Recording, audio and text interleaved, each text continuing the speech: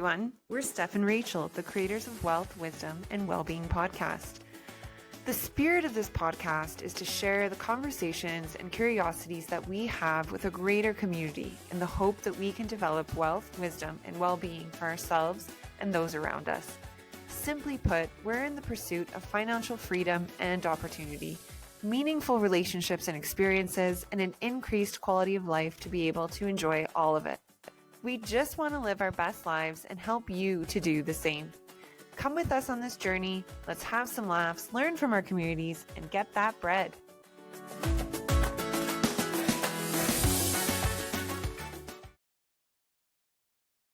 Hey, Rach. Hey, Steph. What's up?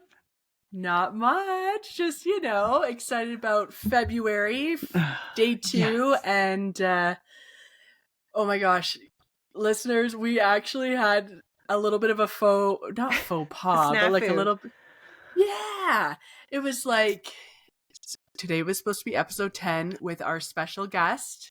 Mm-hmm. And the internet just did not want to cooperate. Mm-hmm. The connection did not work out. We had done our intention setting. We lit the candle that's back there. We were ready. We were ready. We're still ready. We had to pivot. No guest for the listeners. You get us again. But next time. Maybe next time. Next time. Yes, we will definitely be rescheduling her. And yeah, I think she was a bit bummed out too. But we are so excited to be back for episode 10. Of course, Rach and I always have so much to catch up on and chat about. So February, Rach just celebrated a birthday in January. Yes. Whoop, whoop. I'm grateful for my time on Earth. I'm grateful for another spin around the sun. Yeah. Excited for the year. It was a lot of fun. I felt all the love. I had all of my strong ass girlfriends in my house, eating, drinking, listening to music, just shooting the shit. It was a really good time. And then we went to the club. It was. Yes. Yeah, I missed out on this part. Yes. It was great this is how you know you're getting older, maturing. Also, not to say like if you're not into this anymore, it doesn't mean you're immature. It's just not where I'm at. But yeah. We get to the club and it was empty. It was fantastic. I could hear everyone talking. Yes. Room on the dance floor. Didn't have to wait for drinks. And then as things got spicy around like 10:30, 11 o'clock, I couldn't hear anything. The music was too loud. The wait for the drinks was too much. People were in my space. I was like, I'm ready to go. And that's how I knew. I've crossed some type of like milestone into that like old, not old lady, just lady who wants things a certain way. But I will say, just reflective of the crowd I was with, we show up, there's a photo booth. So, which was super fun. But if for any of you kids who don't know what a photo booth is, before we had phones, we would go places. And if we wanted to capture an image of what we were doing, because cameras were expensive, there was a photo booth. So you could pay $5 and you'd sit in there with your girlfriend or whoever, yourself even, and you would just take photos, like cute little photos. So 6 of us tried to cram into this photo booth. And it was so funny. We moved it. Like we were moving the booth. Oh my gosh. In a way that we could all get in from all sides of the booth. And then we start like criticizing the placement of this booth. Like we're all like continuous improvement hats on. Like, well, if they just positioned it in this way and then the traffic flow is there and we can like get in. Yeah. Our age was so telling. We were just like, this was not the most efficient place to put the photo booth.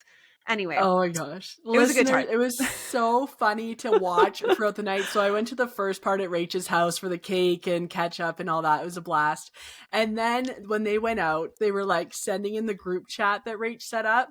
And you could see them like all sardined into the photo booth. And I was just like, oh, this is so 90s. And it was 90s night. Yeah. And it looked like a hoot. And then you could see, like, why does everyone go out so late? Like, I feel like I used to go out actually early or something. But yeah, such I know. a time. Midnight, I was ready to be like the wall. It just Yeah. came down. I'm like fatigued, And but then it was done. it was Yeah. it was done. It was so fun. I'm so grateful for everyone. It was a good time. So yeah, January's passed. February's here. Ready to get February. going. Yeah. Yeah. Ready to get going. I love that. And so, like, February, we're coming up. It's like financial February. Is that a thing? Now it is. Yeah, I feel like this is a good time to kind of start checking in with our finances, prepping for tax season. I mean, woohoo, we're jumping into this episode with some tax stuff. But have you thought about that at all, Rach? Have you been? I never stop, Stephanie. I never stop. It's like I'm always asking myself, am I doing everything I can be doing? Mm-hmm. So always thinking about how I can decrease the tax bill for Yeah. myself and my husband, because I do his taxes as well. We file together. Yeah, that tax hat is on. Like, what's my RSP room? Am I Mm-hmm. contributing enough? You can use the online calculators. If I contribute X dollars, how much will I get in return? And then thinking about, okay, what am I going to do with that money? How do I Yeah. maximize the return? So always Yes. thinking. What about you, Steph? Same boat? Well, yeah, always thinking. And it's just interesting because in Canada here, like, we have such a high personal tax rate, and all the taxes just seem like you're making whatever X amount of dollars, and half of that sometimes, it seems like is just going to Oh, all yeah. sorts of taxes. It's wild. So I've been watching on social media Europeans and just some other actually Canadians who I think they call them like themselves expats, but they Mm-hmm. basically go and like live overseas. And the difference, I don't know how like all the systems work there, but it is substantially less that they pay in taxes. Mm. Like, people are just so surprised, us here in Canada.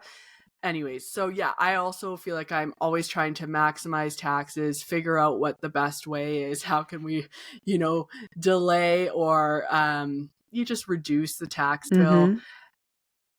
especially with corporations. We used Mm-hmm. to, as a corporation, there was some really good tax benefits, right, to being a corporation, and that's really changed too. So it's been interesting this year. We just wrapped up in, kind of my corporate life in my business, like our corporate year end, and that has been, yeah, like, it was not the greatest changes, things like you got to pay your installments because the interest rate is no longer a percent or two. Mm-hmm. It's like, Mm-hmm. 10% last year, 9% this year. So figuring out, okay, you're not going to be able to make more than that in investing, right? So you got to pay those installments. It's not worth it, rather than a lump sum. But yeah, I was watching something recently, Rach, I wanted to ask you about with housing. So Mm-hmm. there's a lot of stuff coming up with the changes in the US with that election, some things that are bubbling and stirring around here in Canada. Mm-hmm. And the housing market, we'll see what happens in the next year or two here. But I was watching about people taking their mortgage and refinancing and using their refinancing to purchase cash appreciating assets. Okay. Have you heard of this concept before? Yeah, I think it's kind of a similar idea to you take out equity from your house, right? And then you could use that to purchase, like, let's say another rental. Or a rental Mm-hmm. if you do not have a rental. Yeah. So I think that's the idea. So I think where it makes the most sense, in my opinion, and not everyone is in this situation. I myself am not. I do not have a rental. Yeah. But is if your house is paid, then you take out I don't know, probably a low, like relatively low amount of equity. So let's say your house is paid, you take out $200,000 against the value of the home and you invest Mhm. it as a down payment in a property. And then you Mhm. rent that property out, or you do, right? It needs to bring in some type of income. You can Yeah. also write off that interest rate on that property's mortgage if it is a rental, Mhm. which is fantastic. And then as you grow that equity, pay your house down, your Mhm. residence. And then as that equity builds in your first rental, take out the equity again, put it in a Mhm. second rental. So that's Mhm. kind of how I see what you're talking about. Um, Mhm. mhm, Yeah, and what are your thoughts on that? Because there's a lot of people who do that, and or considering doing something like mhm, that. I mean, it's not like you're not refinancing and using that money for your lifestyle, funding about. your exactly right things that are depreciating. They're like Yeah, worth nothing later. But what do you think about that idea of actually buying that appreciating asset? I think it's good to be balanced. So you know, because you never know. Like, yes, housing probably even for our generation has always gone up. There was probably a blip, around 2000, 2009, where things decreased in value. But if you look at the long-term graph, the line's increasing. Yeah. So property has been appreciating. But I wouldn't say, sell everything else you have to make this work. I think it's good Mhm. to have balance. So maybe you have a rental, um, then you still keep your investments, you're still contributing to your RSP or investing your TFSA and into an ETF. Like, I think all of those things are still positive, and you just don't want to put all your eggs in one basket. If you can Yeah, make diversify. diverse, thank Mhm. you. Yes, Yeah, diversify. And yeah. also just be aware that when you rent, you may have bad renters or shit breaks. So if you're going to go into something like that and become a um landlord, then also in your budget, not only to purchase a rental, but to maintain it, you need to put money aside for that. So suppose you're going to be out 3 months rent, or the water heater breaks, you just want to ensure you have cash on hand to meet those expenses. I don't think it's a Right. bad idea. I think having property, I mean, some of the wealthiest people in the world have built their wealth through real estate. I had a rental, and the stress of Mhm. it was overwhelming for me. But I Mm. know Mhm. many people that had rentals, have rentals, and it's bread and butter. Like, they will continue to purchase. Well, So, that's just it. Yeah, because you were managing that property yourself, right. and Over and so COVID was not a great over. time. Yeah. And they Yeah. were a massage therapist. So they had no income, and I was not legally permitted to evict them. Oh, So it was a whole thing. wow. Yeah. Yeah, no, that's stressful, right? Especially like when you're talking about, yeah, you've planned as the landlord to have these maintenance costs that are put away as an emergency fund, so to speak, for your rental, but you don't plan for someone not to be paying or able to pay for months and Right. months and months. That was a unique circumstance. That's interesting Yes. because I just know, and I know I'm going on a bit of a tangent with this, but at the same time, when I saw some of these videos, I'm like, this is such a different way of thinking about creating wealth, and not just real estate, but just like the way of going about actually putting yourself into debt, but the right kind of debt, Yeah. the kind of debt that you're borrowing even today, like interest rates 5 or 6%. It's gone down like more like 4.5, 5.5 for mortgages right now. But you're putting yourself in a position that's a lot lower than lots of loans, lines of Mhm. credits, things Mhm. like that for that, or using your cash if you do have cash on hand to purchase things outright. Like, I just feel like it goes back to the baby boomers and just trying to look at that overall planning. And it's like, we used to value so much paying off our house. We used to value not carrying that debt. And I know in other episodes we've talked about how it is important to look at your debt, look at, what the interest rate is, try to pay down the ones that are the highest interest rate first. But this is a different perspective of using debt in your favor. I still think kind of the magic behind this approach is paying off your personal residence first, or accelerating that payoff if you're building or using that equity in a rental. I still think that's key.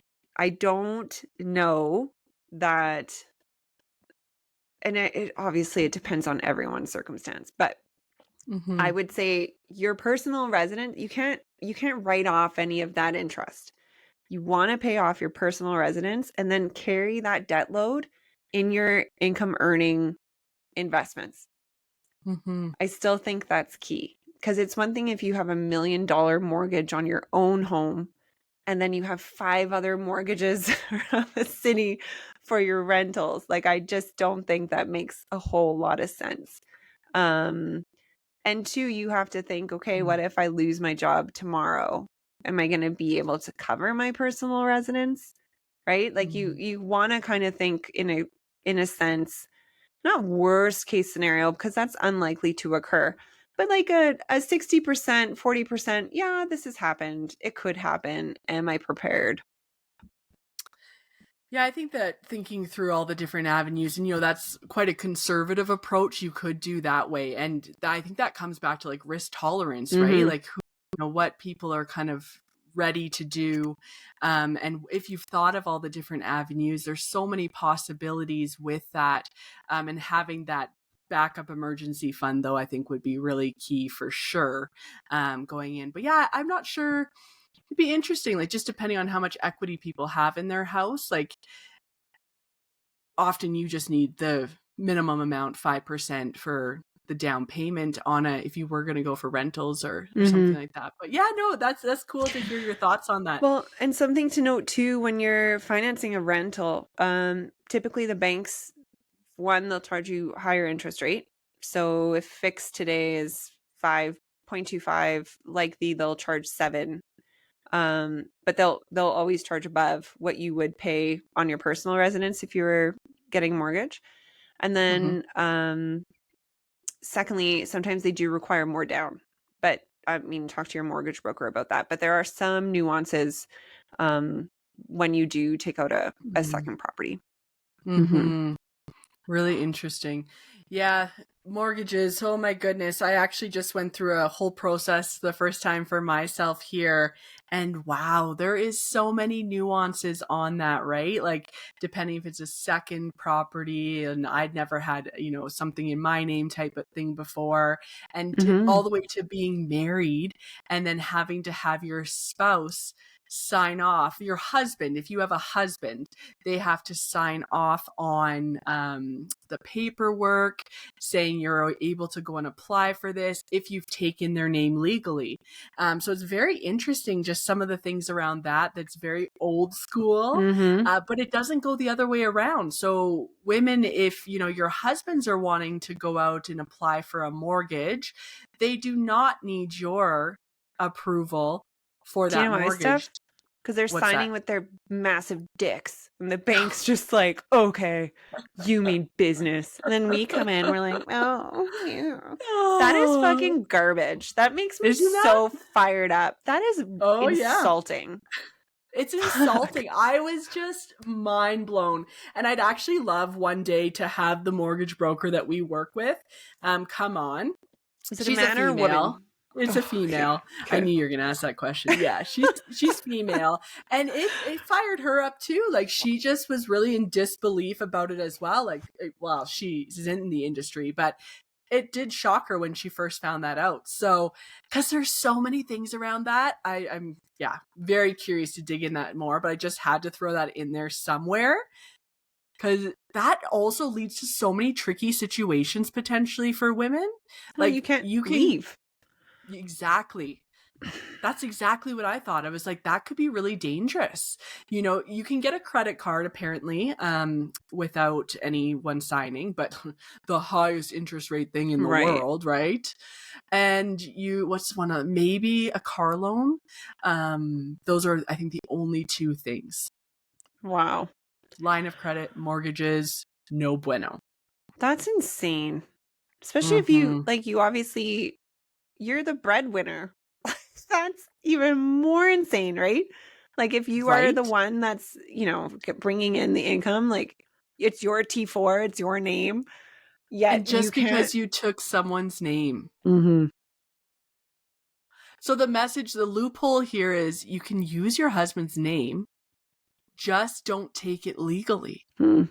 And I didn't do that because of, business, and though it was a Mhm. lot of hassle. So that was the reason for me, but it worked out to be a blessing in this case, in a sense. But yeah, anyways, Crazy. just those random tidbits. Yes.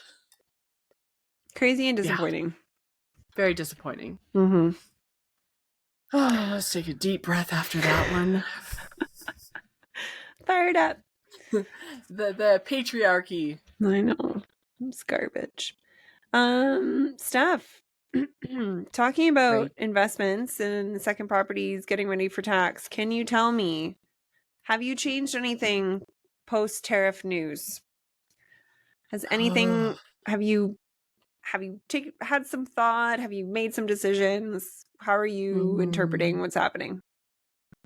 That's a really good question. I saw that in your story the other day, like our stories, Rach, and you brought up that point to our listeners and viewers. And I personally, I don't follow the news that closely. I did know that that was coming in, and that was something Trump was doing. And for me, in my portfolio, because of my time horizon, because of the products I've chosen, I don't feel any need to touch anything or move anything around. And in fact, to go with what you were saying, I will be buying more when there's a dip. Mm-hmm. I've got a little bit set aside just to be able to maximize on that. Usually I do dollar cost averaging because you can't really time the market, right? You can't Mm-hmm. time the market, but um, so Can you just tell us what that means? yeah. So with dollar cost averaging, every 4 months, I put in a chunk of the cash that I would have set aside for investing. That's one way you can do it if you kind of have a lump sum that you wanted to do. Another way you can do it that I've actually started to do now Mm-hmm. is each paycheck or each month, just depending what works for you. For me, I do it once a month, and I have an auto deposit that goes into my accounts that can be invested in. So that's how I dollar cost average. The bonus to dollar cost averaging is you're not trying to time the market. You're just buying Mm-hmm. at a bunch of different rates that are coming up in the market. One time, your ETF might be really high, say you're buying ETFs, or next time it might be a little bit lower. Overall, over the years, it averages out the Mm-hmm. cost that you purchase for. Okay. Thank Yeah. you for that. I had not been familiar with that term, so thanks for educating me. Yes, yeah, of course. No, and I think for you, Rach, like you Mm-hmm. had mentioned a few things about the long-term game. Tell us a bit more about your approach. I'm not touching shit. I the thing is, there's always going to be something. There's gonna be war in Ukraine. There's going to be fucking Trump. Trump. Do you know why I said Trump?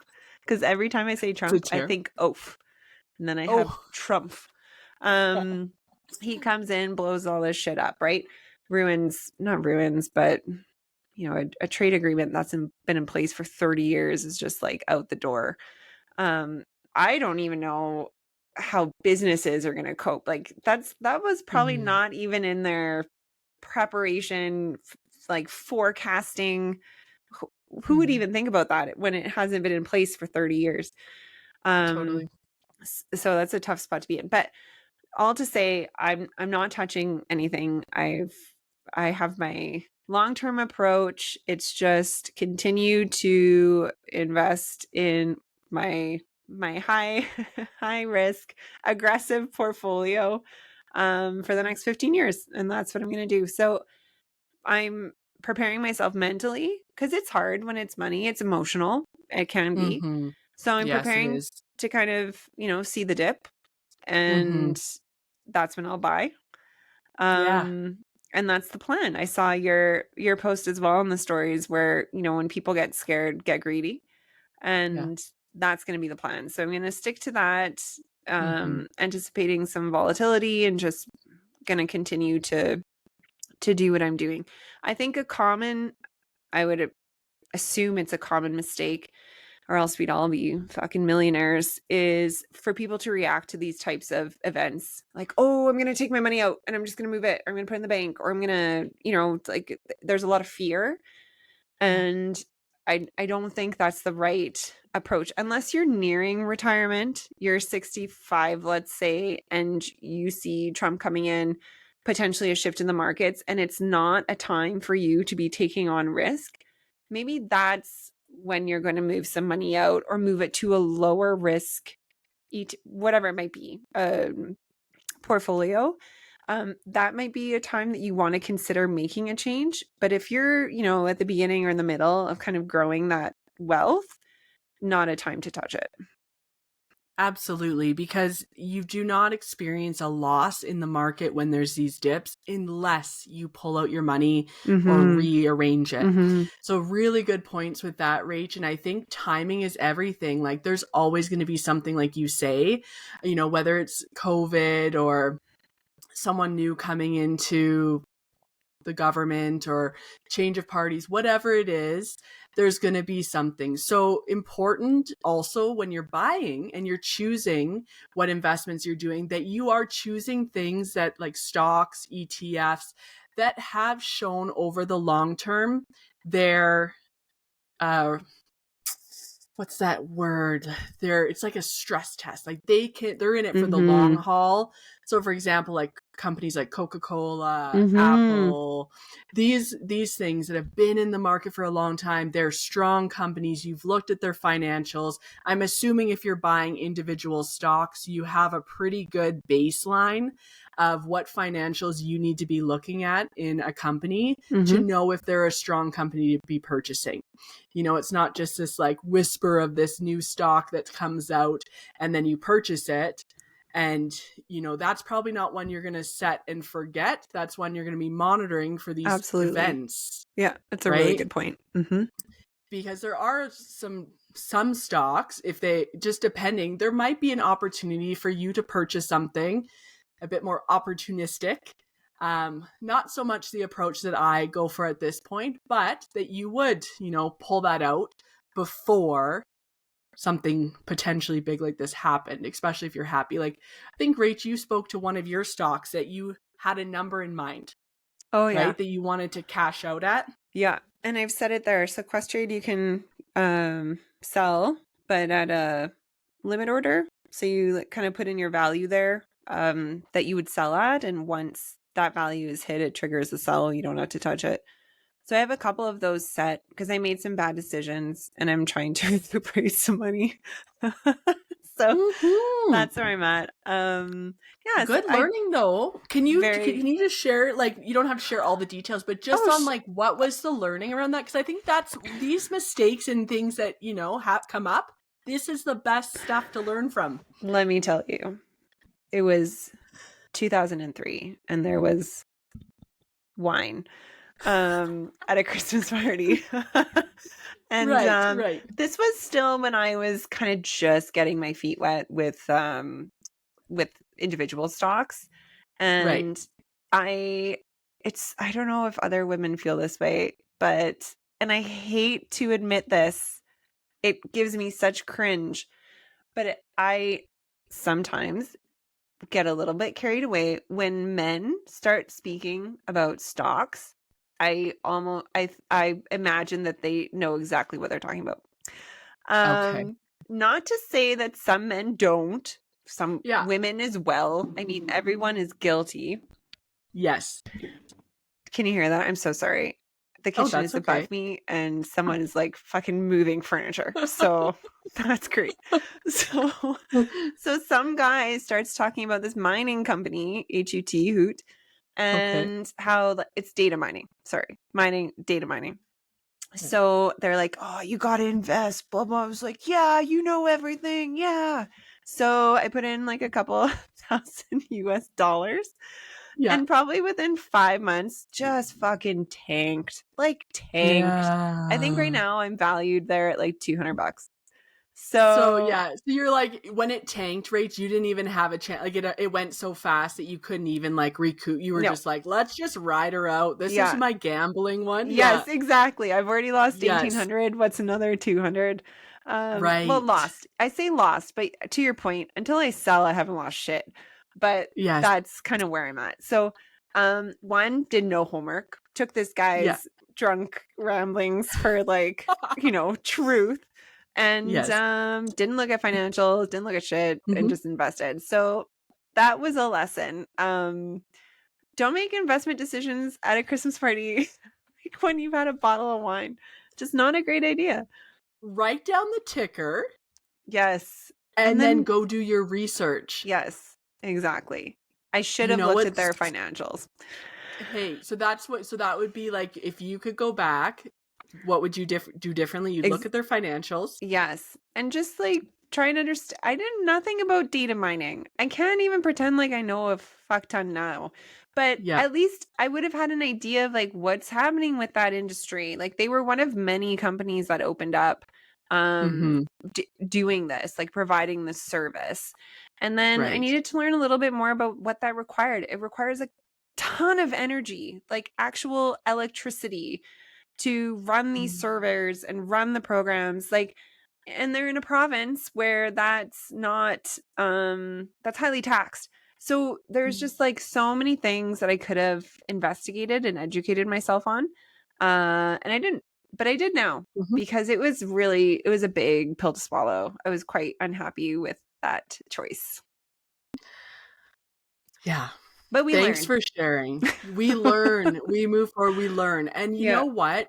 So when this is just, it's funny actually, because we'll see if I have something that's going to be, I just did a bit of a gamble just this last month and I bought an individual stock and it was like from a family member who dropped it and was like, oh yeah, like they're branching out into mining, but the actual mining, like so Right. like gold and some other resources that they've opened up to as well, right? So I went in and I took a look at the ticker and stuff, and it's pretty much like penny stocks. Like Mm. it's so little. And so, their market cap and stuff was pretty low. Like and they've only been, I'm just looking at it right now because this was like, yeah, I gotta. So I got the ticker, I looked into it, but I didn't do a deep dive either. But what I did do is I know I'm set up with all of my other ones. I've got really solid companies. So I'm like, I'm going to do a little bit of like a gamble here. So I Sure. just bought a really small amount, like only $100. Like I didn't go crazy. And I'm just looking now and it's down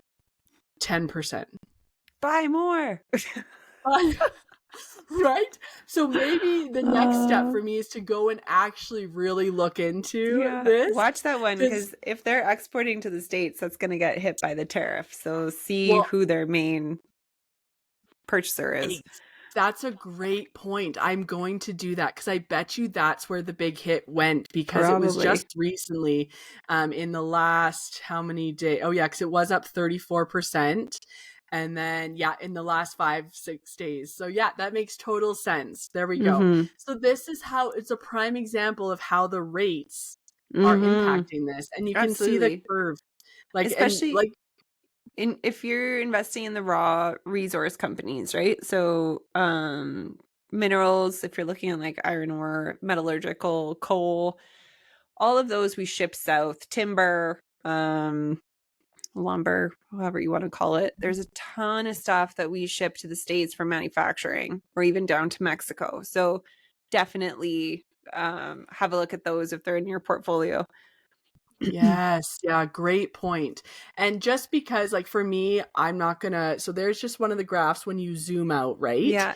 You can zoom out to see. That's even what Rach was talking about too, with mortgages and Yeah. the housing market. And you want to do the same thing. You always want to look at the big picture. So I think this is really valuable, though, just to have this conversation that, hey, you learn your lessons, and sometimes you might kind of choose what Yeah. you're comfortable with and do a little gamble. Yeah. And that's not my advice for everything, but I'm just saying that that's okay once in a while too. So, Absolutely. Yeah. yeah, I mean, in the end of the day, it's your money, right? Like you can do whatever you want with it. And we don't know each other's situations. So if the gamble's fun and you can do it for yeah, sure. exactly. So yeah, it just totally depends on your risk tolerance and all those factors. So super interesting. Okay, what was the other thing I was going to ask you about this? Because I was like, oh, so with tax season, Hmm. do you have to do a lot of like claims on your investments? Like, have you done any selling that you're going to have to pay taxes? I sold everything at a loss. So, Okay, there we go. so Yeah. if anything, it should help. I mean, not by much. It was like it's more so like my stocks had been there for a couple of years and they were stagnant.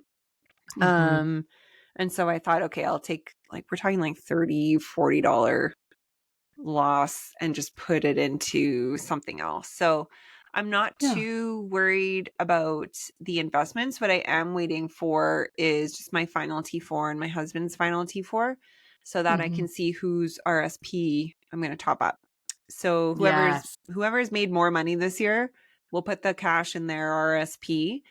And then I do have a plan for my tax return though. So Mm.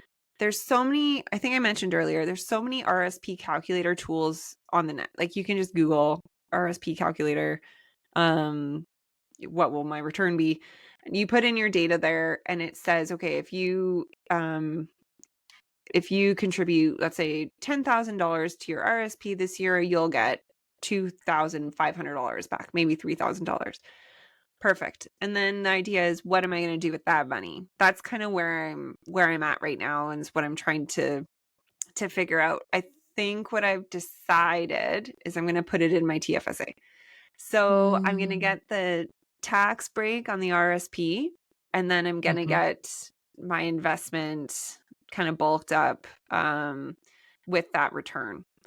Mm-hmm. So that's the plan. So not too worried about my like gains on the investments. Yeah. And then everything else is really uh, has some type of tax break associated with it. So that's kind of where I'm going. What Perfect. about Oh, you, that's Steph? helpful, like to lay it out. Yeah, for myself, like I won't have any from investments because it's not something I'm actively selling. Right. So until you sell, you don't pay capital Right. gains. You don't pay any kind of on the dividends and stuff. If you have dividend paying companies, they're but I reinvested all in dividends. So And you're I doing don't it think through your TFSA. through TFSA. So Right. this one So we'll be is going tax to free. be tax free. So wow, like 7,000 a year. I think it is this year. It was last year 7,000 contribution room for anyone that has a tax-free savings account. So your partner, yourself, and if you open it in 2009, so there should be $102,000 in contribution room that's tax-free. So if you Mm-hmm. don't have your TFSA maxed out, that is very helpful to be putting it towards there, Mm-hmm. because that just is going to give you that tax break, right? You're not getting Mm-hmm. taxed on those gains, especially for things that are high paying, like dividend companies that you're making a lot of gains on, like stocks, not bonds and stuff. That stuff's better for your other accounts, like your high interest savings accounts or things like that. But yeah, and Steph, RSVPs. Oh, go go ahead. ahead. Go. No. I was just going to ask you, Rach, with RSPs, because you're kind of doing a mix. You have the matching from your employer for That's right. RSPs. Yeah, Yeah. so that makes sense for you. Well, and actually, a colleague a couple weeks ago said something interesting because I work on a trade floor, so finances are discussed all the time, which it's filling my heart so much. Like I love it so much because it's so organic there. So my colleague and I were talking about oil and gas. You get a bonus once a year. It's like, what are you gonna do with the bonus? See, and we kind of make shit up, like you're gonna buy whatever, like you're gonna get that facelift this year. And they said, so then they kind of did share a little bit about what their approach is, and Yeah. they said that they were going to put it towards their TFSA, max that out again. They max it out every year. It's fantastic. It's like such goals for me. And I asked, well, why aren't you putting into your RSP? And they said that they're saving their contribution room for when they are making more money. Which I thought was so interesting because we are kind of programmed with RSPs in Canada, max that out like every year, just everything you have put in your RSP. And that was so not their approach. They just thought, like, I'm going to do the TFSA. They're invested in a bunch of stuff. I think they're doing very well. And they're going to save their RSP for when they're really in whatever that means for them, making it a huge amount of money. They threw around the figure 500,000. And I think that's actually from their investments. So they're saving it from when they hit this trigger point in their investments when they're going to need the tax break, because they also do like not just TFSA investing, but like their own investing. So I'd never thought about that before. I don't know. So they'd have like some non-registered accounts, like some other accounts besides just TFSA. Okay. Yeah. No, and that's just, this is where it can get a little bit more complicated because unique goals, unique circumstances. And for people who, I mean, the TFSA, the advantage is that money's already taxed. And so you're putting it in, you're not going to get taxed on your gains. With an RRSP, you're delaying the taxes. That's right. So one train of thought is the cheapest time for taxes is right now. Right? So if you're going to get taxed on larger sums, this is going to be the cheapest the tax rates are likely going to be in your lifetime. So it's but not when you're retired, right, Steph? It depends though. So if you are planning to make less in your retirement than you made in your career, RSPs are fantastic. Yes. But if you plan and you have quite a large sum of investments, properties, other sources of income potentially, when you do retire, RSPs can be a nightmare. Yes, which if you're listening to this, that's likely going to be you. So think about that. Right. If you're thinking about investing and preparing for your future, you're probably going to make a shit ton of money when you're retired. That's what we want for you. Yes. Absolutely. Yes. So we hope you're in that boat as well, right? And thinking about that. So your TFSA, for a lot of people that are planning to make more money potentially than they even made, or about the same money that they made yearly in their careers, their businesses, the TFSA is a really good option. And RSPs, I mean, always consult your financial advisor, your accountant, but on your unique situations. But often those ones are something you could maybe utilize down the road. So that could be very well what that person's doing too in your workplace. I think so. I mean, they sound like they've got a bunch of rentals. They're mortgage free. So I think that's how they're setting themselves up. And I will say, this colleague of mine was not boasting. Like, I was asking the questions. They were just very honest, but it was so exhilarating. They're my age. So I was like, Jesus, like that could be me in a few years. Like I could do like, if not them, like, why not me? Why not you? Why not you, listener? Why not you? Why not you? You could have a rental. You could do the things. You could be making $100,000 in your retirement. Fuck, why not? So why not? It totally fired me up. I was just like, I just love those conversations so much, which is why we do this, because we love those conversations. And I just love hearing, like, there's been a couple examples, Rach, where you've talked about people you're catching up with, or maybe you don't even really know, and you're opening the door for these discussions. Like, that is fantastic. And why can't it be you? And your potential is limitless. It's limitless in finances, in career, in joy, it's limitless. And the things that are limiting us, just going to go on a little rant because I've been going to Tony Robbins' Time to Rise Summit where he's talking all about these things. That limitless potential. We're limitless beings, right? As humans. If you don't know Tony Robbins, he offers a free 3-day, 3 hours per day summit. You can watch the replay on YouTube. It's fantastic as a starting place for personal development. I heard about him almost 20 years ago, Rach. I think over 20 years ago. Mm-hmm. Like way back in the day, like I was going through like a lot of anxiety at the time. I was having panic attacks. I was in a hard spot. That was a really Mm-hmm. tough phase in my life.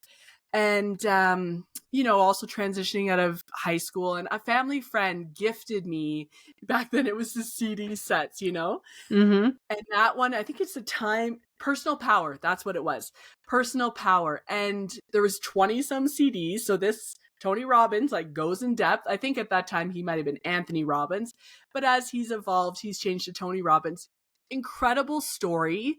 He's come from a very abusive background, but he doesn't look the way he looks at the world, at himself, at potential is so inspiring and just refreshing just to see Mm-hmm. that. And he's so generous with, obviously doing some free trainings. I've seen him in person talk. Do you know Tony Robbins, Rach, at all? Have you heard of him? Oh, Steph, my mom had the VHS Yeah, and the books. Like, Casey. I can picture them on our like wooden IKEA shelf. This So makes a lot of yes, sense. I've known a Mm-hmm. lot. I actually haven't dove myself into his stuff. I have seen a few of like his videos online. Yes. But I mean, I subscribe to this idea of hidden potential. Yeah. So I'm sure a lot of what he would say would resonate with me. Yeah, and he's not the only one Yeah, talking about this, but he has been in the industry and I'd say for a one long of time. like the Mm-hmm. pioneers, right? Mm-hmm. And so it was neat to just get back and connected in this Time to Rise. So with hidden potential though, Rach, and we talked about this before, we've talked about this, wow, like last episode you had talked about something around the effect of what scares you most is like what can I do with my power? Like what if I did that and what if I did more? And it's like this. Oh my gosh. Yes. Did you have more time to reflect on that at all? Because I just thought that Yeah. was so wonderful. I love that the universe, whatever, God, universe, yourself, just happenstance. But for me, it's the universe, and it just gives me exactly what I need. So I did Mm. think about that, Oh, and I can we ended up, just like put that as a quote? yes, sure, The universe just gives me what I what I need. need. Oh shit. Mm-hmm. So I Mm-hmm. had, shortly after we recorded, I had coffee with a friend I haven't seen for a couple years. And they're going through some stuff. Aren't we all? And they shared with me something, or like I'd like to say approach. It's just kind of what I've been doing because it feels like very methodical, thought Yeah. out. Yeah. Yeah. Uh, Yeah. Yeah. so something she does is she writes a letter to herself from her future self. I love And this. Yeah. I loved this so much because I was having a really hard time. And it's still difficult. It's not like, oh, I solved this problem of me scaring myself with whatever. But it just was really hard for me to picture what I what I think I can accomplish or what I feel in my soul like I can do. And, but when I think about it this way, so I actually have like January 20, oh, you can't see, but it's like a letter to Yeah. myself. And Yes. Yeah. it's dated January 22nd, 2035. Yes. Dear Rachel, I'll just share the first bit. That TFSA you and Aaron opened yesterday is doing really well. After 10 years of sticking to the strategy, there's about, and then I comment on an amount, and it's Yes. continuing to grow. So this is what I started doing, and I have a bunch of letters I've written to myself from the future. Mm, I understand how fucking crazy that sounds, but no. what it does is it forces me in a sense to paint the picture, because what I'm saying, Mm, like I even have like it's something like I'm sitting on my patio drinking my coffee looking out onto the lake. yep. So there's so many parts of that picture that I'm painting, and it Yep. becomes far less scary and far less daunting. And it's, to me, it's real. So Yes. that's what How I've are you been, making it real, Rach? How do you make it real? because I can see it. Like when Are- I write from me in the future, it's happened. It's so weird. I know it's weird, No, but it what works. you're saying, it's not weird. And yes, for some people that maybe haven't explored this before, this is a new concept. It might seem strange. However, there's actual neuropsychology that is, this is grounded in research, what she's saying. And I'm going to go off on a Mel Robbins tangent because Yeah, please Mel do. I Robbins, love her. she's fantastic. She talks about this all the time. She was a lawyer, then she got into psychology and yeah, has this very successful podcast. But what your brain doesn't know time. Hmm. It doesn't work like that. So our brains can't tell what the future is versus the past versus the present. So we can think in the past, yeah, we have memories and things, but it doesn't know the difference between now and your future. So that's where we can use that to our advantage, to what Rach is doing. We can trick it into thinking this is happening now. Part of that is feeling what that feels like for those future desires Mm-hmm. right now. Walking the way your future self would talk, dressing the way your future self would talk, going to the places your future self would go, Mm-hmm. booking the trips, Mm-hmm. reading the books, feeling the joy, whatever that is, investing, even if it's only $10, doesn't matter. It's the habit there, right? And Mm-hmm. that is what a habit of your future self. Mm-hmm. So I cool, love it. Rach. I love it I so love much. it too. I And have letters too. I will say, some stuff I write, it just comes to me at that time. Like, it's not like I've sat here and been like, okay, Rachel 10 years from now. It's like it Yeah. just comes. Like Rachel 10 Yes. years from now is like, okay, babe, I got you. Like, I know this is what you want to be doing. And I even talk about my kids in here. Like Aaron and Homer, Albert just came. Albert's off to university. Like I write about that. Like we spent a week together. Like it's so it's been really good. So but part of this unlocking potential is I was really struggling with I feel like I've had great success in my life so far, personally, professionally, with my relationships. Like I really love who I am and what I'm doing and like what I put out there.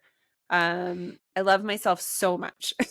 So um it was kind of interesting me for this hidden potential because I love how far I've come, but I still feel like I can give more. Mm. It's like when you finish a workout and you're kind of like, wow, that was good, but I probably could have pushed it just a little further. And you kind of crave it. Like Mm-hmm. it's this look back of like, oh no, but I wanted to. So I've really been exploring this idea of hidden potential, not that it's new. And Adam Grant wrote a book called Hidden Potential. He's done a bunch of TED Talks. So if you're interested, just Google Adam Grant TED Talk. I think he goes and does like private talks now too for billionaires probably about Yeah. hidden potential. And there's so many things that resonate with me. And I feel like I do, which is great. And part of that just gives me confidence that I'm on the right track. And kind of like how Yeah. I approach my investments, I'm approaching with my self-development. It's really just stay the course and trust the process. But he talks a bit about, sorry, I'm going to read from my notes here, but no, this is good. I'm writing down the name of the book. Yeah, Hidden Potential, Adam Grant. He talks about being in a place of discomfort and being comfortable with discomfort, being an imperfectionist. So not waiting for things to be perfect, but just continuing to grow on, I guess, what you've built. He talks about being a human sponge, being curious, asking questions, learning from your peers, learning from others. And then the other one here is putting passion into practice. So those things that are difficult to do and you don't love doing, make it somehow into a passion. So, and that's changing the paradigm. So one of his examples in the book is Steph Curry, famous basketball player, famous for his 3-point shot. The story was he did not want to practice. His dad was also in the NBA, very celebrated player. And here's Steph Curry. No one wanted to pick him up. He did not get a full ride scholarship for college, university to play basketball. He wasn't at his potential. And one of the things was he didn't like doing the drills. He did not want to practice and do the things that would get him to that point. So he had a coach who actually experienced the same thing but didn't adapt, became a coach. And this guy saw in Steph what he had seen in himself. So he taught Steph Curry, all right, you don't want to do it this way. Let's make it a game. So they changed the way they practiced and turned that passion into the practice. And arguably that's what Steph Curry, at least in this book, says that kind of pushed him to that next level of his potential. So I'm deep into the potential and I just am kind of soaking everything up and applying it where I can, kind of giving myself a pat on the back, being like, all right, you're doing these things. Good for you. We can tweak here. We can progress here. It's felt really good. Is that kind of how you feel too with the Tony Robbins? Is like, yes, I know some of this stuff. Yes, I can tweak, but like ultimately, yes, I'm moving in the right direction. Yeah, I think a lot of the stuff I've heard before. I mean, I've done a lot of personal development, absorbed a lot of content.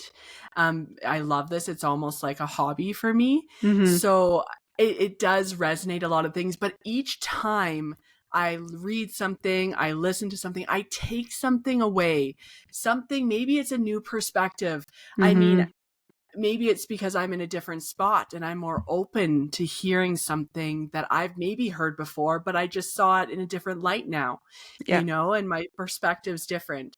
This one, Hidden Potential. So that's that there for the people watching on video. That's it. Okay. Very cool. Funny you brought up that basketball player, Steph Curry or Steve Curry. So Tony Robbins literally yesterday in day 2 talked about not only that stuff you said, he's also practicing every single day 3-point shots.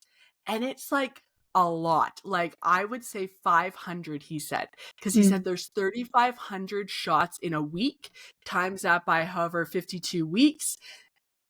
You've got like a lot of shots, you know, over however many years he's been doing it. Totally. And it's this practice of these things, of our passions, because I think he loves the 3-point shots, but the practice that we do in private to show up in public. Right. So it's the stuff that we're doing behind the scenes, right? That not everyone gets to see. And it's not the pretty stuff. I mean, you guys, listeners, are getting an insight into Rachel's world, how she's writing letters to her future self, you know? And this is stuff that is being done behind the scenes. And it's going to be so cool to have that to reflect back on, Rach. I love that too. And I think even that, I often say, it's not my saying, I read it somewhere and it really stuck with me, but I think it's exactly what you're saying is luck is when opportunity meets preparation. And it's just that preparation. It's just preparing yourself for what you want and who you want to be when the time is right. Yeah. And I guess with this preparation, is that kind of what the book is more talking about? Or are they getting into like limiting beliefs and Yes. how you hold yourself Yeah. back? Okay. What did they say to those limiting beliefs? And I'm Well, just looking here. they Yeah. talk, it's a lot of anecdotes. So that's why I'm also really taken by this book, is because it's stories. Like, we love stories. That's what we do Yeah. here, right? Hmm. Um and he brings the stories back to these themes. So Hmm. it's so there are some touches on, like what you said, limiting beliefs. A lot of it is, I shouldn't say a lot of it. Like, one example is he talks about a chess team, a group of boys that go to this chess competition, this chess tourney, and they're up against a private school, lots of funding, rich kids, lots of opportunities throughout their life, lots of coaching, lots of training. And these boys, I think they were called the Hmm. Raging Rooks. They came with nothing, tough backgrounds, lots of difficult family life, home life, poverty, schools have no funding. They had no bar. They showed up, they Hmm. were just like, yeah, we're gonna do what we're gonna do. um and they likely did have some limiting beliefs actually going into this chess team, but they had a coach that basically said, we're gonna throw that in the garbage and we're gonna Hmm. build you up. And he did that. They go into depth and some of the things he did and some of the strategies he had, and just kind of letting kids be kids, but also giving them a safe place, kind of Hmm. rewiring the brain to tell them, like, you can do this. Yeah. So I just love that stuff. And anyway, the chess tournament went very, very well for them, against these kids that basically had people telling them their whole lives they could do anything and had all the money behind them. Not to downplay these kids, but it's just such a story of like two different worlds colliding, trying to do the same thing, and how they rose to that occasion differently. Hmm. Yeah. That's pretty powerful. And that just goes to show, like, no matter your background, right? Like, often our resiliency, our capabilities, it comes from these moments where we've had to put in grit. We've had to sit in discomfort. We've had to work through things. It wasn't something that was just handed to us. You Mm-hmm. don't build the skills when you're, given everything. You don't, it's hard for you to have an understanding when you haven't done it. Mm-hmm. So to Totally. have that support from that coach for those other kids to get that reprogramming, like, what a gift, and so neat to see how it like helped them excel and get right It's through and like it's so change their cool. belief. And change their life course. Mm, Right? It wasn't just that moment. That was probably a blip in the rest of their life story, but it was an right. important one. But to your point, everything they had done and practiced and built until that moment was the Yeah. stuff that nobody saw. And now we only talk about because they had that success. But it was Right. there all along. Exactly. It's so easy to look at someone's success and be like, oh, that was so easy. But you don't see the behind the scenes. You don't see the struggle. And a lot of people with those mindsets, they don't show that, you know? Yeah. And like you say, it's not till after they get successful, people then Yeah. give them recognition. They want to hear the story then. It's very interesting. Mm-hmm. Yeah, this month in January, the past month, so there's a Tony Robbins, and really great, like, just to hear about beliefs, how they create identities, how our identities shape our stories and our future, right? So he talks a lot about changing your state of your body. So often people are like, oh yeah, I got big dreams. Yeah, I'm like, and they're like, they've got this energy that's just, it's not it looks like a very low energy. So he talks about really stepping into your new story with new body energy first. Mm-hmm. You're not necessarily going to work out and do all that stuff. I mean, pushing yourself past to the point where you think you can push yourself, very powerful. But Mm-hmm. like presenting and making it believable and feeling it in your story. Like when Rach is writing about her future self, it's not like, oh, I'm so excited that, No, it ignites me. It's like you're standing tall, you're sitting taller, you're feeling like this like heart shine. You're like, you get a smile on your face. You feel this like pride, like my baby's going to like university, Yeah. right? Yeah. So that's the feeling we want to be in now. That's the energy we want to tap in now. And I've read Big Leap. Let me just go here. I had my notes. I was I love fiddling that we're with you. both like, let me just go through my notes. Just 1 We've second, got please. obsessed with like all the notes. It just helps I me love retain it too, Hey, though. girl, But I like, hear you. I'm the same. Big oh, Leap? I devoured this one, The Big Ooh. Leap. Okay. The cover's got like 2 fish bowls. It's going from a smaller fish bowl to like a big fish Okay. bowl. And it's all about this expanding your upper limit belief, behavior. We all have, no matter how successful you are in whatever area of your life, you have an upper limit at some point. And what that looks like, he talks about how when we hit our upper limit, you'll know because you'll get sick. Maybe you'll start arguments with your partner. Maybe, some other area of your life starts to crumble. Usually happens when you've had success in one area.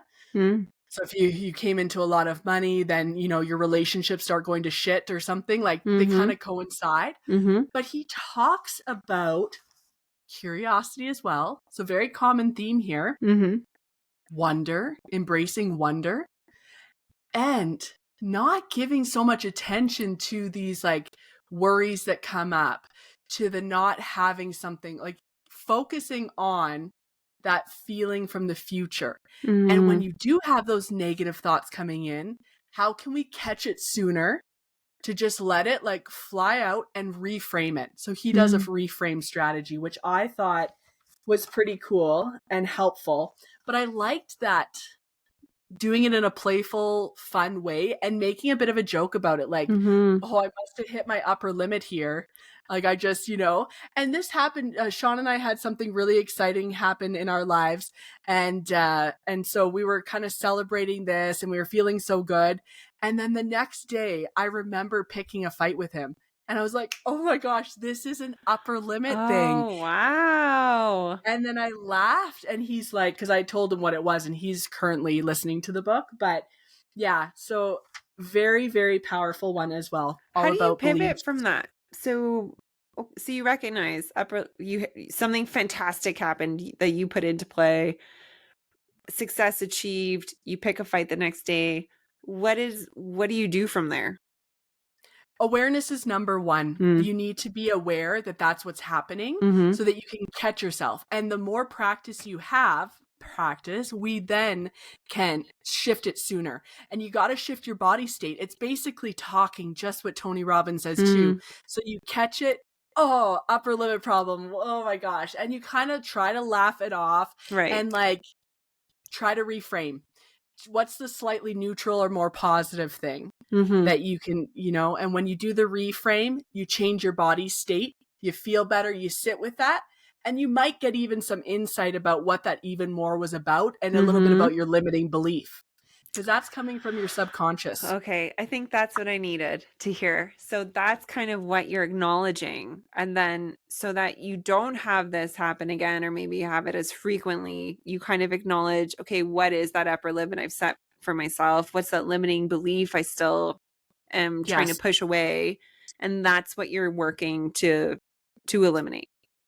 That's what you're working to eliminate. Okay. And underneath all of these beliefs, Rach, yeah. like all of these upper limits, we have from childhood, from our conditioning, beliefs about ourselves. And they kind of come into 4 categories he goes about.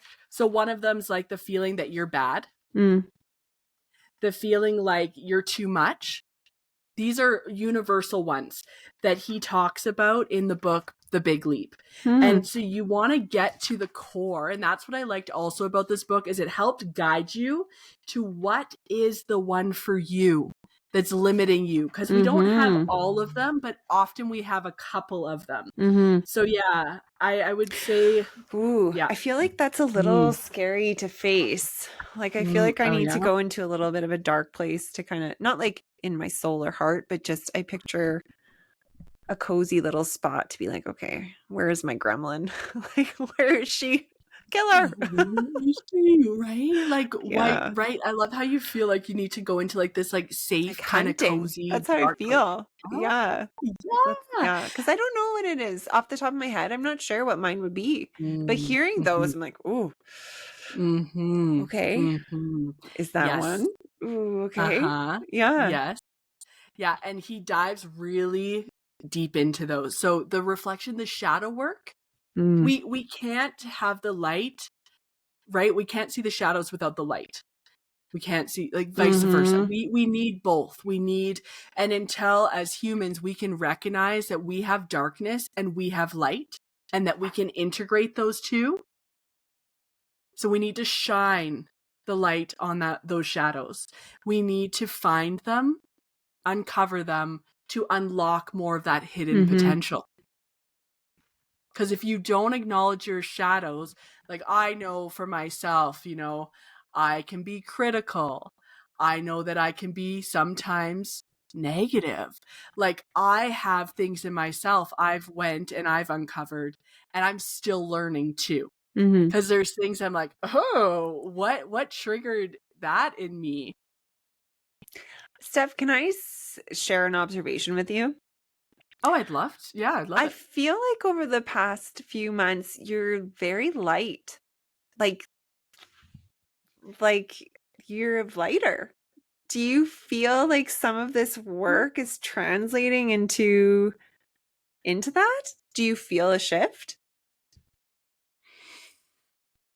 Like, are you saying even you've noticed this since like recording in our early days to now? Yeah. Yeah, and like there was a bit of a heaviness, like a I don't want to say it heaviness. was heavy. Like I don't want to look back and be like, "Oh, Steph seemed really heavy." That's not how I feel at all. But I Yeah. feel like you're just lighter now from where you were. I don't know. Do you feel that? I feel like I am loosening up again. Hey, I loosey feel like goosey. I'm able. I went to dinner with a friend, two friends from grad school, Right. I and forgot you were doing that. Yeah. yes, and one of my girlfriends there said, did you know, I'm not sure if you realize this, because I kind of got into the, deep talk with them and had just been reading The Big Leap, actually. So I was asking them some pretty intense questions. And it was interesting because one of my friends, Cheryl, said, you have this giggle. And I was like, this giggle? And she's like, yeah, I don't know if you've noticed that. And she's like, I haven't seen that giggle in a while. And she said, Oh, you it know, makes me oh want to yeah, like cry. it was really beautiful. And I love this. and just, I've always been goofy. I've been playful. And I think, as Rach knows, like Oh, as yeah. friends, that was just such a fun, beautiful part of myself. And I think that I am in my healing because the world sometimes, if we let it, will harden you. Oh, yeah. you know Yes. Experiences, things like that. And I think I thank you for that observation, Rach, because I feel like I've become a bit more playful and goofy and let that part of myself shine. I love this. I love this for us. This is so cool. I'm so glad to Thank hear that you also feel that way, though. And it's not like, that's fantastic. Yeah, and I just think that's interesting. And I'm going to grab something kind of silly here because after I had dinner, and this was obviously not planned at all, but the universe provides what you need. In my grad school, I actually got this certificate and it was awarded at the ball, Oh and it my said gosh. most likely to burst out laughing inappropriately in class and not be able to stop. And that's what my award was for.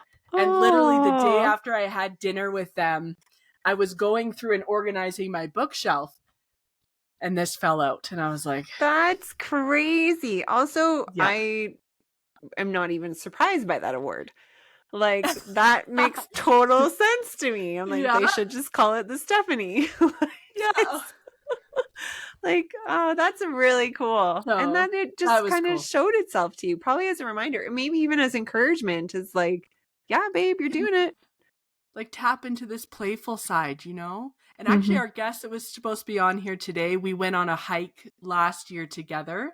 Her name's Addie. We'll be rescheduling with her. And it was for a hike for the sacral chakra. So whatever, we don't have to get into the details of that, but just a very playful part of our energy in our 7 chakras. So we went on that one, and that was a beautiful experience. At the end of the hike, we went into the glacier water. Oof. This was... oh my gosh, it was so cold, but we did a cold dip and it was Very a hot, cool. hot day, but that was so empowering. So cool. And just to tap into that. And ever since then, I think it's slowly been peeling back some onions. So wow. Yeah. Anyways, cool. Thanks, Rach. I really appreciate that. I love it. Yeah. I love to see it. I mean, off camera, I see it too, right? It's just something I noticed. Yeah.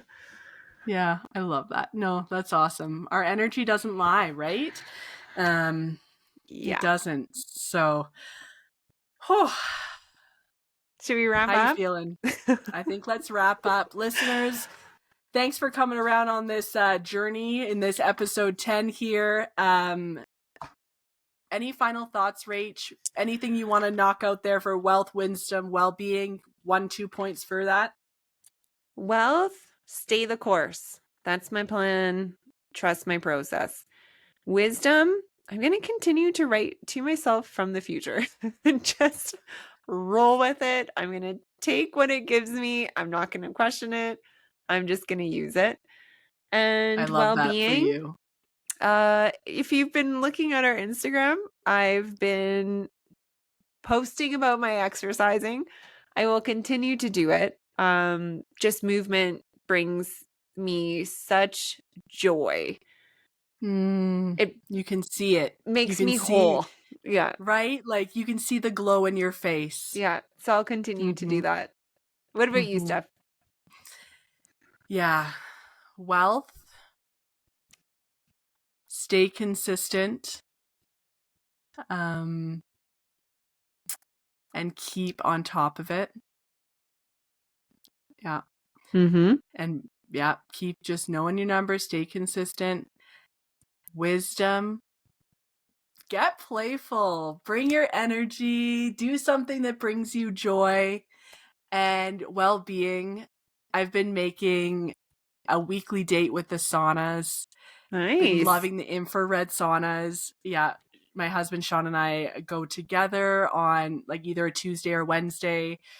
And it's been a great time to connect and just really, really loving that and doing some red light therapy. So I've been feeling very energized actually from that. It's about 3 weeks we've been doing that.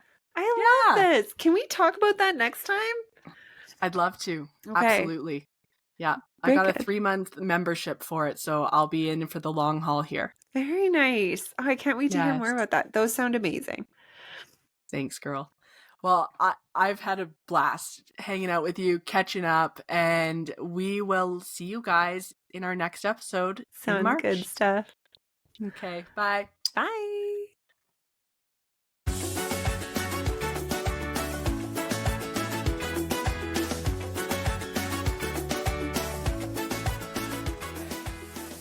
This podcast is designed to provide listeners and viewers with a general overview of how to start investing and growing wealth, provide value to our communities, and live a life of wellness.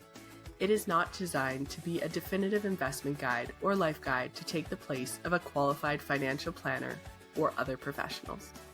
Given the risk involved in investing of almost any kind, there is no guarantee that the investment method suggested in your personal or financial life will be profitable. We do not assume liability of any kind for any losses that may be sustained as a result of applying the methods suggested in this podcast, and any such liability is hereby expressly disclaimed.